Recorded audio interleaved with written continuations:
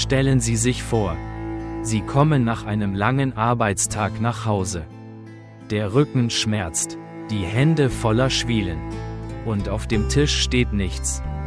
Außer einem Topf mit einem dünnen, dampfenden Brei. Kein Fleisch, keine Gewürze aus fernen Ländern. Kein süßer Nachtisch. Nur das Nötigste, gerade genug, um am Leben zu bleiben. So sah der Alltag für Millionen Bauern im Mittelalter aus.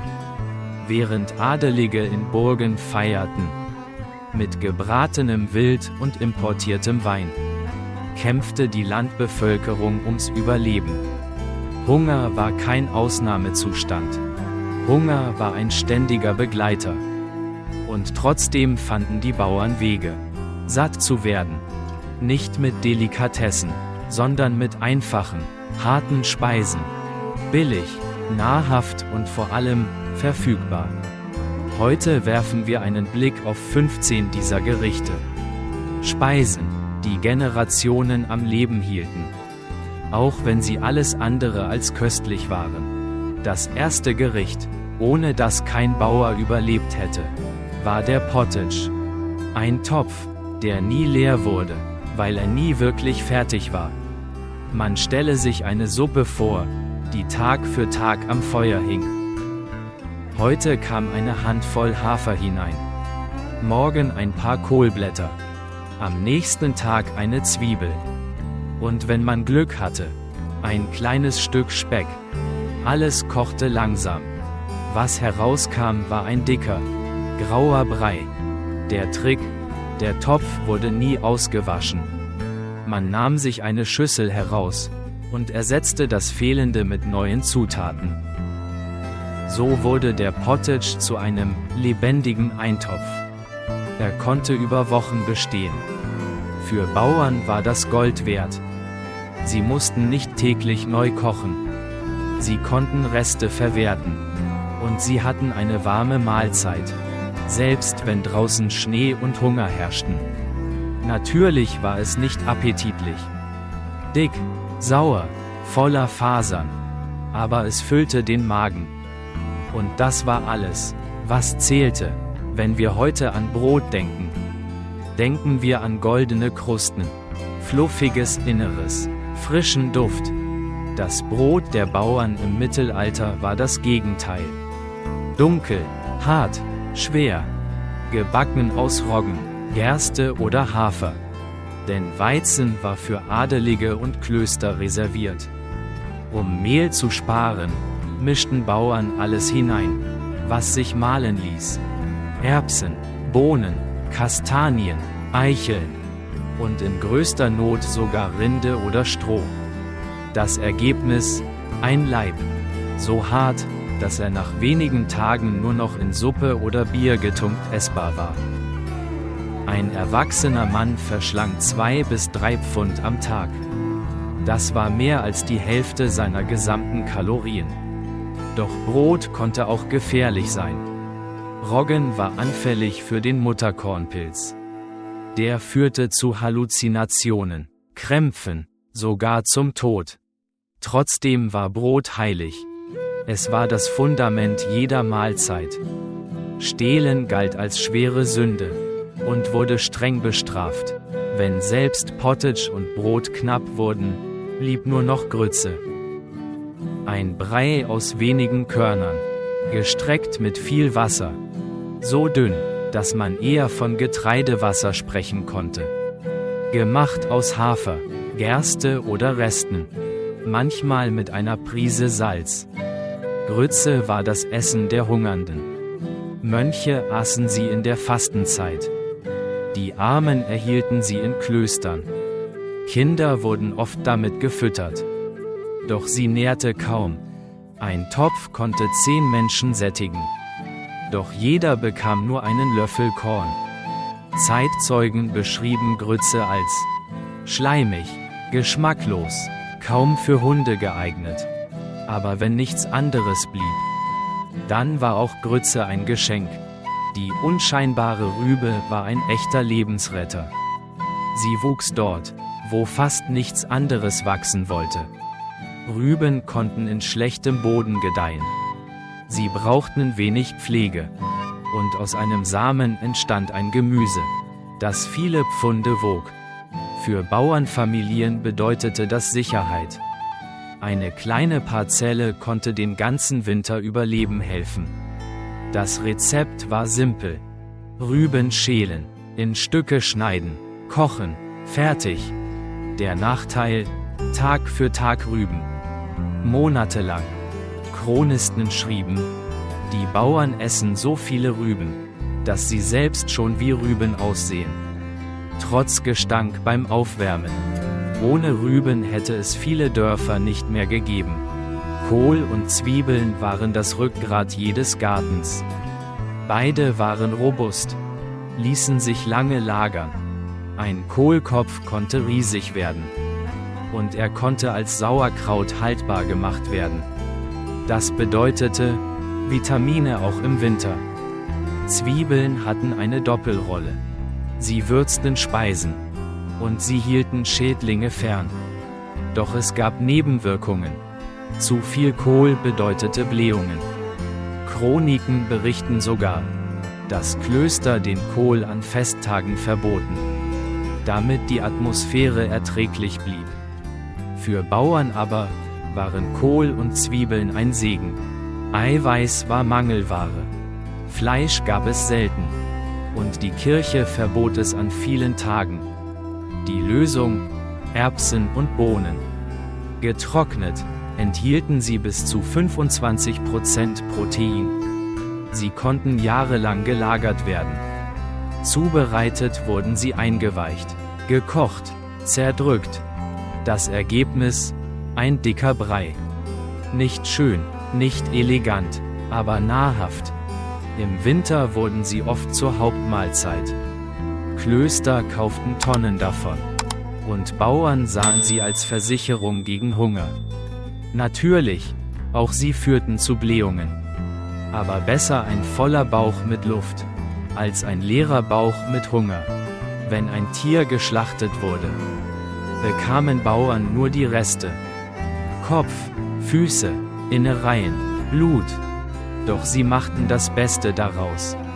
Schweineköpfe wurden gekocht, Ohren gebraten, Gehirn mit Zwiebeln vermischt, Blut zu Würsten verarbeitet, Kuhmägen gefüllt. Die Regel war einfach: Wenn es nicht tötete, dann konnte man es essen. Selbst Gesetze zeigten den Wert. Das Stehlen von Innereien wurde so hart bestraft wie das Stehlen von Fleisch. Innereien waren Symbol für Einfallsreichtum. Aus Resten noch Nahrung zu schaffen. Stellen Sie sich vor, kein Kühlschrank, keine Konservendosen. Und doch will man Fisch essen, selbst hunderte Kilometer vom Meer entfernt. Die Lösung war der gesalzene Hering. Heringe schwammen in riesigen Schwärmen. Fischer konnten sie tonnenweise fangen. Auf den Buten wurden sie sofort ausgenommen, mit Salz eingerieben und in Fässer geschichtet. So konserviert hielten sie Monate, manchmal Jahre. Für Bauern war der Hering perfekt. Billig, haltbar, transportierbar. Und er passte zu den Fastentagen. Denn Fleisch war verboten, Fisch erlaubt. Der Nachteil: viel zu salzig. Oft musste man ihn lange wässern. Und der Geschmack war gewöhnungsbedürftig. Doch für Millionen Menschen war er der Fisch des Lebens. Im Mittelalter war Wasser gefährlich. Brunnen lagen nah bei Aborten. Flüsse voller Abfälle. Wer Wasser trank, riskierte Krankheit. Die Lösung: dünnes Bier, auch Small Ale genannt. Es hatte nur 1 bis 3% Alkohol. Genug, um Keime zu töten. Und es war haltbar. Alle tranken es, Männer, Frauen, Kinder. Ein Erwachsener bis zu 4 Liter am Tag. Nicht um betrunken zu werden, sondern um gesund zu bleiben. Das Brauen war Hausarbeit.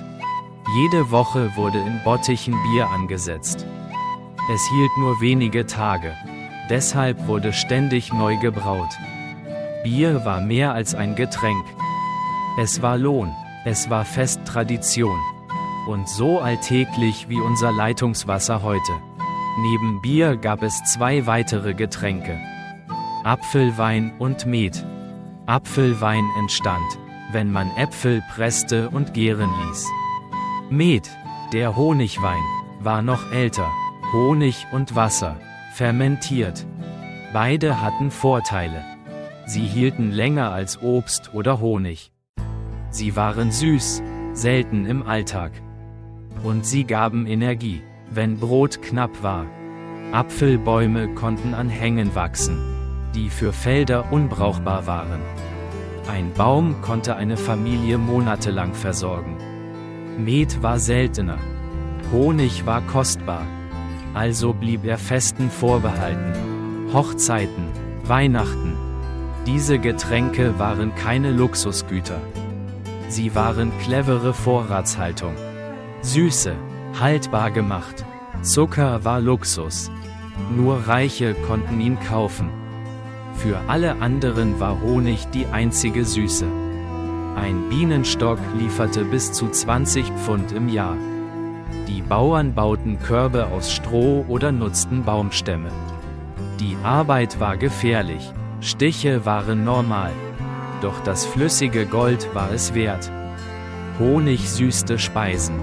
Er konservierte Medizin. Er heilte Wunden. So wertvoll, dass er in Testamenten stand.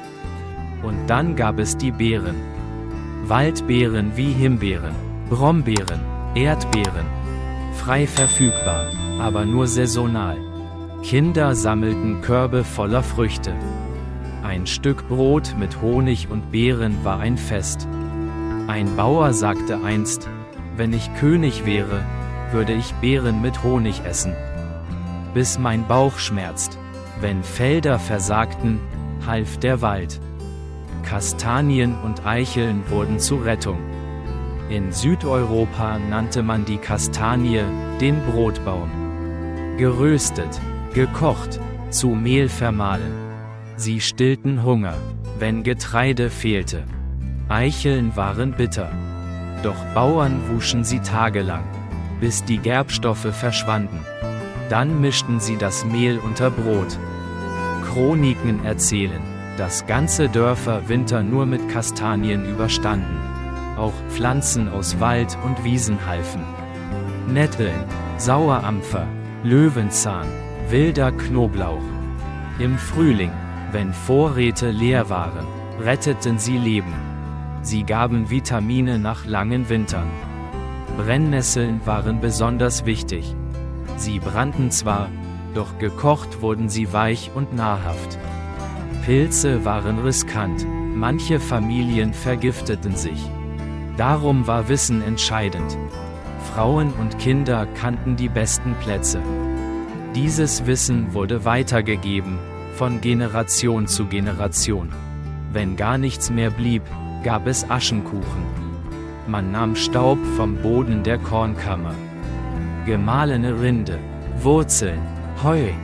Man mischte es mit Wasser, formte Fladen und legte sie in die Asche des Feuers. Das Brot war schwarz, bitter, voller Sand. Doch es hatte Kalorien. Und Kalorien bedeuteten Überleben. Ein Chronist schrieb: Aschenkuchen isst man nur, wenn die Verzweiflung größer ist als der Hunger. Am Ende galt die wichtigste Regel: Wir essen, was wir haben. Ein bisschen Erbsenbrei. Ein halber Kohlkopf. Eine Rübe. Ein Rest Fett. Alles kam in den Topf. Das Ergebnis war chaotisch. Manchmal überraschend gut. Meist einfach nur sättigend. Doch genau diese Flexibilität machte das Überleben möglich. Essen war kein Genuss. Essen war ein täglicher Kampf gegen den Hunger. Und der Sieg war simpel. Eine Mahlzeit auf dem Tisch. Diese 15 Gerichte waren keine Delikatessen. Sie waren hart, eintönig, manchmal gefährlich. Doch sie hielten Generationen am Leben. Durch Hunger, durch Kälte, durch Krieg. Und genau deshalb dürfen wir sie nicht vergessen. Sie zeigen uns, wie viel wir heute als selbstverständlich ansehen.